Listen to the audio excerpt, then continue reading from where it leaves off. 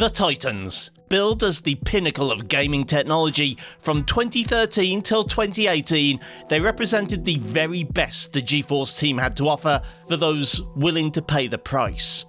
Or they were a clever way of parting the wealthy from their money, and one that's now obsolete in an era where graphics cards are almost all overpriced and underspecified.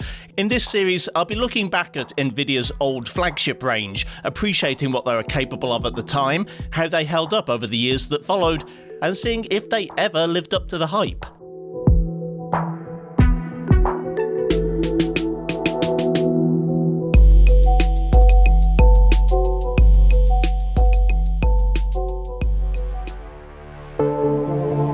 I've said it before and I'll say it again, the GTX 1080 Ti was too good. Even at the time, back in 2017, it was just a little too high spec for the Pascal series. It offered almost every benefit of the Titan X, a card intended to be the best of the best, while losing only 1GB of VRAM. And it undercut the Pascal flagship by a whopping $500, at least in theory. To really command those premium Titan prices, Nvidia had to try harder. The 2017 Titan X Pascal was the follow-up to the card that had been so thoroughly humiliated by the cheaper 1080 Ti months earlier.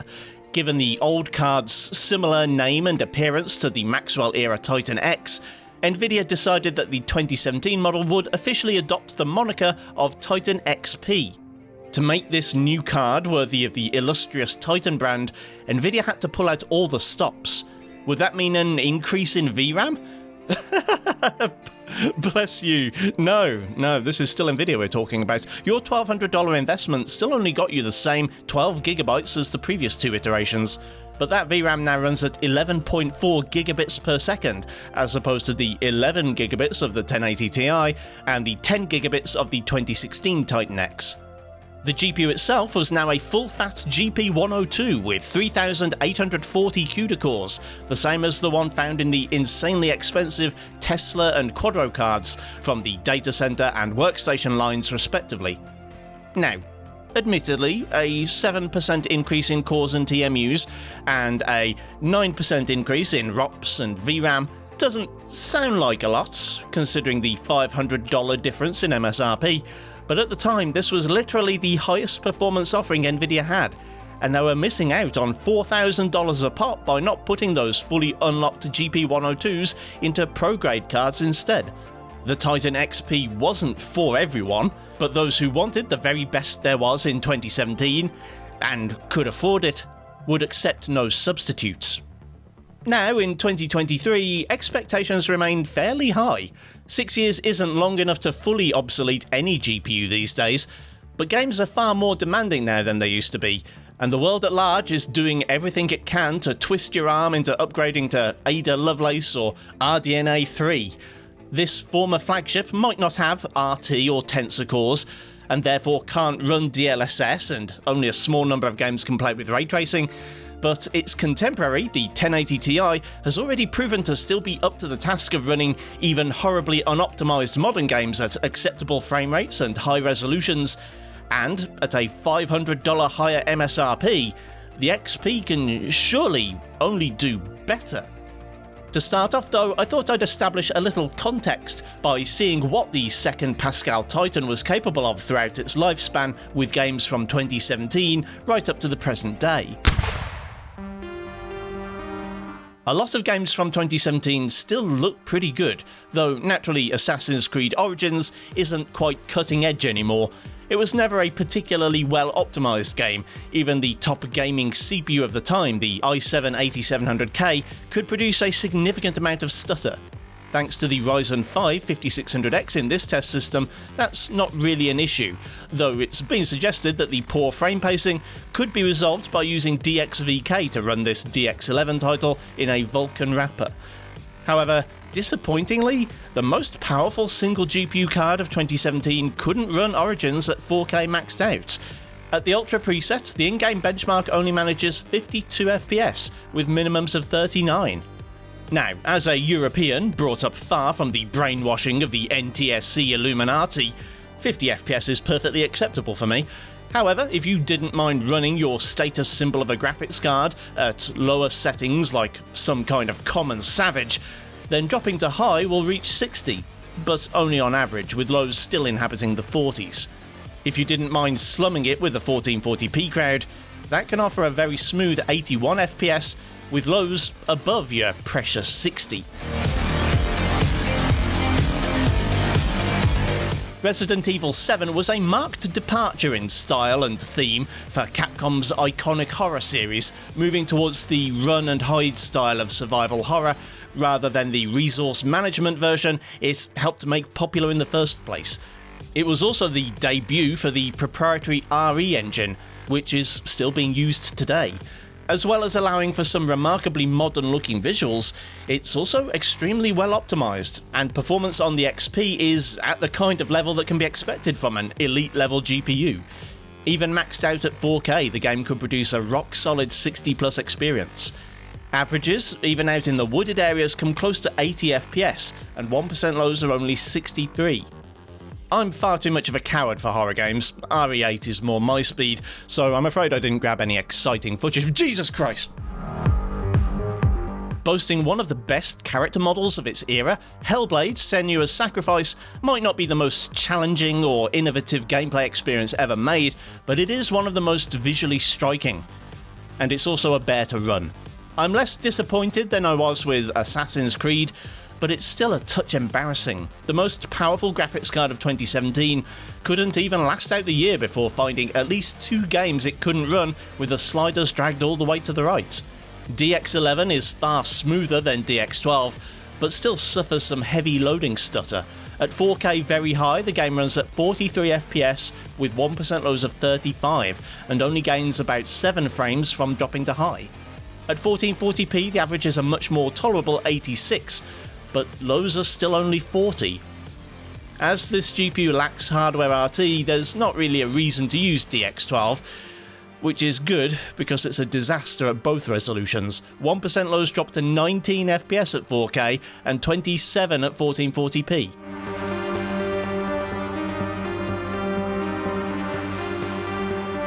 Shadow of the Tomb Raider is a game I wasn't excited about playing.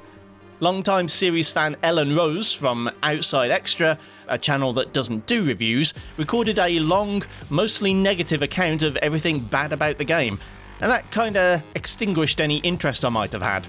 Still, it's one of the big benchmarking titles of 2018, and I'm sure Tech Dweeb would go into a sulk if I didn't feature his waifu. The third in the reboot trilogy would become a flagship title for Nvidia's RTX technologies, including DLSS, which these days is something of a red flag for anyone on previous gen hardware, as DLSS has grown to become something of a crutch that modern games lean all too heavily on. Sure enough, Tomb Raider can't quite hit the magic 50 FPS at 4K highest quality, and even a drop to high doesn't guarantee 60. 1440p is a much smoother experience, averaging over 90 FPS. However, there was a setting that would have caught the eye of any Titan owner of the day: the SMAA 4X anti-aliasing method. From the description, I had 2 takeaways. 1, this would be so anti-aliasing that it would actually drum up sympathy for aliasing in a dramatic twist of irony. And 2, that it would take some serious hardware to run. Well, the second part was right. The 1440p frame rate dropped from 91 with TAA to a mere 64 with SMAA 4X. However, I have to say, I'm pretty sure that's aliasing. Seriously, you had one f***ing job.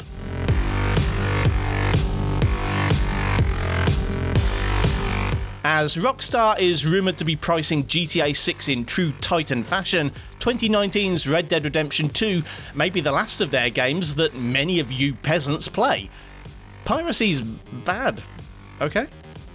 Of course, Titan XP owners wouldn't bulk at a $150 game any more than they did at a $1,200 Halo tier graphics card. Anyway, RDR2 was released a mere 2 years after the Titan XP, so naturally, one could expect this luxury, no expense spared GPU to hit 60 FPS at 4K max settings? Well, no. In fact, it barely gets halfway there. Average FPS on my trot through Saint Denis was just 35, and 1% lows were 30 FPS. Now, to play devil's advocate for a moment, that is the same performance as one would have expected from a console at the time, and this GPU is running at full 4K without checkerboarding or other upscaling trickery, and with much higher quality. What's a touch galling is that the game can't even max out at 1440p without further compromises. Averages then are only 53 FPS and lows drop to 44.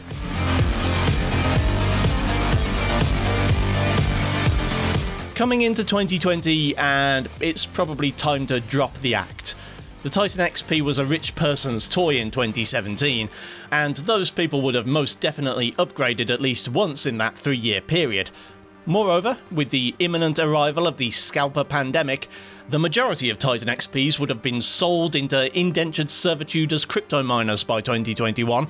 Anyone who held onto one, though, would have had any overblown ideas about their Titan's superiority dashed against the rocks of Cyberpunk 2077. At 4K Ultra, this once monstrous GPU can only squeak out 16 FPS. As FSR and XeSS weren't a thing at the time, this would mean the only answer would be to compromise on resolutions and quality settings. At 1440p high, things are definitely verging on the console-esque. Averages hit 44 with lows of 34. Though, unlike the consoles of the time, the game actually looks pretty damn good. A 60 FPS average is possible at 1080p high, though lows still drop below 50, and details suffer quite a lot. The game's as sharp as a sack of wet mice. Now, I didn't choose these quality settings at random. These benchmarks were taken at the same settings as the ones I used on the GTX 1080 Ti, and I actually took them before updating the game to the latest version 2 patch, so I have an apples-to-apples comparison between these two high-end Pascals. The good, or bad news, depending on your perspective, is they're pretty much exactly the same numbers, if not very slightly lower on the Titan. 2021's Forza Horizon 5 is known as one of the better optimised games of recent years, so maybe, just maybe, the Titan XP can still give a world-class, top-of-the-line Preem GPU experience? Well, no, but it does get a lot closer than you might expect for a 2021 title. At 4K Extreme, a silly setting which does almost nothing for image quality and only saps your frame rate, the game runs at a better than expected 46 FPS with lows of 40. In fact, it's even possible to max out the ray tracing slider, enabling RT reflections in-game. And despite the Titan's lack of RT hardware, it can still produce in excess of 30 FPS. Not gonna lie, I'm still pretty impressed this is even possible. At slightly more realistic resolutions for this GPU, it can still deliver a pretty excellent playing experience too. At 1440 without in-game RT, Forza averages 61 FPS, and lows are still above 50. Dropping quality to Ultra pushes that average closer to 70. However, again, these numbers really aren't a notable improvement over the 1080 Ti, a card which can also do RT in this game, and which still sells for markedly less than the Titan.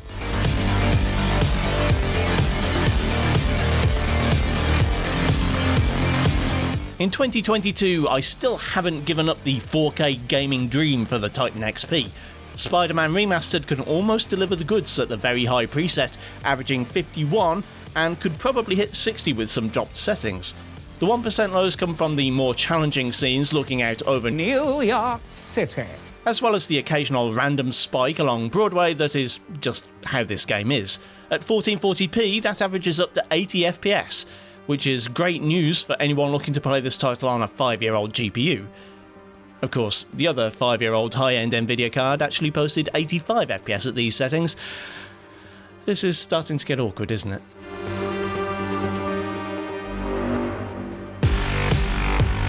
As it turns out, Cyberpunk was a taste of things to come for older GPUs. 2023 is the main course, and The Last of Us Part 1 made most 2017-era GPUs choke. 1440p is fairly playable here, but only at the medium preset, though thanks to the decent amount of VRAM I was able to turn up a couple of texture settings to high. Still, 45 FPS and some minor streaming issues isn't a premium experience, and while 1080p may be the resolution of the filthy peasants, I'm afraid any Titan XP owners looking to enjoy this game will probably have a better time if they join the plebs. At high settings, the game comes in a hair below 60 FPS, with 1% in the 40s.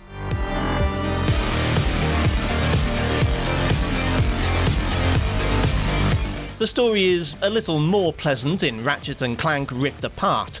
For one, the game still looks pretty incredible at the medium quality preset, which is just as well because you're gonna need it. At 1440p with medium settings, the game is actually insanely playable, averaging nearly 80 FPS and with lows above 60. You might think of pushing up to high, but I didn't even bother trying. That's because I'd already tried it at 1080p and it averaged 72 FPS with painfully low 1% of just 41. The stutter at high is pretty unbearable on anything less than a modern GPU, so I'm gonna politely suggest to anyone with older or cheaper GPUs, stick to medium or below on this one.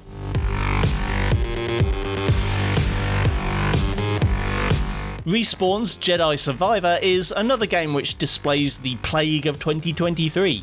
It's pretty damned demanding on PCs. In fact, of all the GPUs I've tested in this game in 2023, I can't think of one that managed to get through the opening logos without looking like it was going to crash. This is precisely the experience I had with the Titan XP, and the 1080 Ti too, now that I mention it.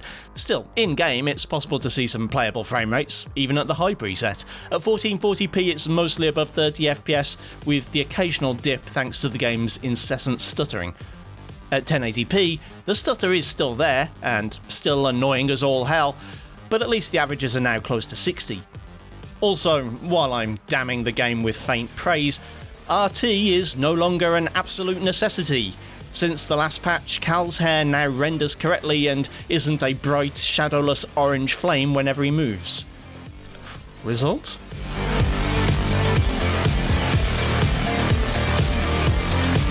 Resident Evil 4 is a modern classic, and its 2023 remake has earned a solid reputation too. Though, as is the case with everything else this year, its VRAM demands can be quite high, and the penalty for missing it can be a crash to desktop. Yes, even without ray tracing. Even with 12 gigs of RAM, the max setting preset is a little too much for 1440p, however, dropping the setting to 4GB comfortably squeezes into the available frame buffer, and the game can pretty much hit 60 FPS with lows above 50.